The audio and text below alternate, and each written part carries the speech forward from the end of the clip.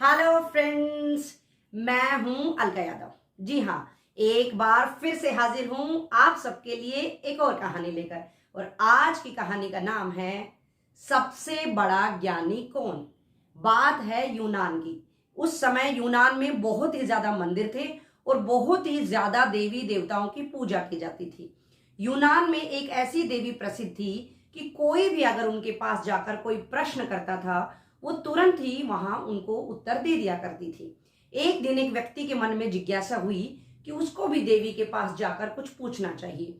वो व्यक्ति मंदिर में गया और उसने देवी के सामने जाते ही प्रश्न किया कि देवी, आप हमें बताएं कि यूनान में सबसे ज्ञानी व्यक्ति कौन है। तुरंत ही देवी ने उत्तर दिया, सुकरात है। यूनान का सबसे ज्ञानी व्यक्ति सुकरात है। ऐसा देवी ने उसको उत्तर दिया। सिर्फ इतना सुनना था कि उस व्यक्ति को बहुत ही ज्यादा अच्छा लगा।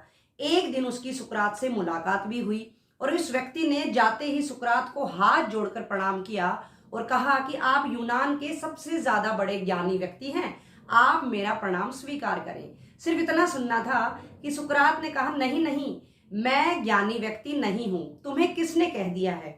उसके बाद उस व्यक्ति ने बताया कि मैंने देवी से ये पूछा है और देवी ने ही मुझे इसका उत्तर दिया है। सुकरात ने कहा, नहीं, देवी से अवश्य ही कोई भूल हुई है। तुम दोबारा मंदिर में जाना और उनसे दोबारा प्रश्न करना, इस बार वो सही बताएंगी।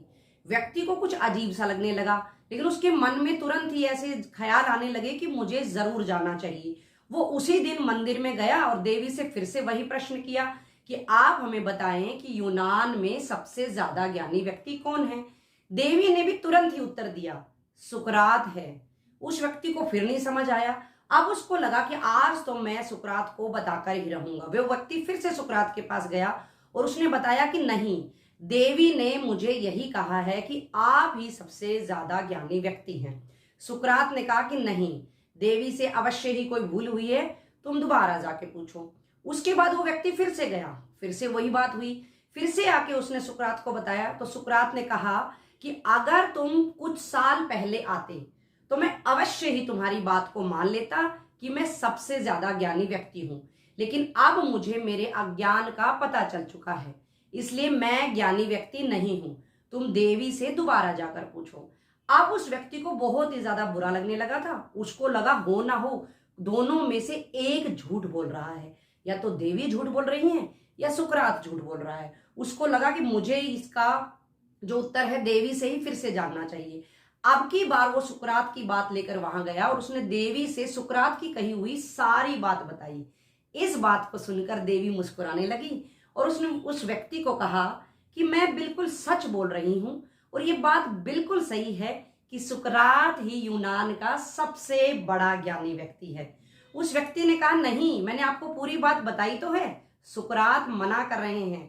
तो देवी ने कहा, वही व्यक्ति तो सबसे बड़ा ज्ञानी है जिसको अपने अज्ञान का पता चल जाए। यानी कि ऐसा व्यक्ति जिसको पूरा ज्ञान भी है तब भी वही कोई घमंड नहीं कर रहा है। तो देखा बच्चों और दोस्तों, कहानी भले ही पुरानी हो, छोटी सी हो, लेकिन हमें ये आज के जीवन की बहुत ही बड़ी और महत्वपूर्ण सीख देकर जा रही है कि अगर हम में से भी आज किसी को थोड़ा सा भी ज्ञान हासिल हो जाता है तो हम तुरंत ही अहंकार में आ जाते हैं, घमंड में आ जाते हैं और उसके बाद सीखना भी बंद कर देते हैं। आप कभी भी सीखना ना छोड़ें और कभी भी आपको ज्ञान अगर हासिल हो जाता है तो उसको ये ना समझें कि मुझे पूरा ज्ञान हो चुका है। कभी भी अपने अंदर घमंड, अहंकार ना आने दें। अपने ज्ञान को बढ़ाते चले जाइए, उसको चमकाते चले जाइए, निखारते रहिए। दूसरों की भलाई में अपने ज्ञान का इस्तेमाल करते रहिए। खुश रहिए, सुरक्षित रहिए, ज्ञान को बढ़ाते रहिए, मेरे साथ बने रहिए। अगले सप्ताह फिर से मिलूंगी। नमस्कार।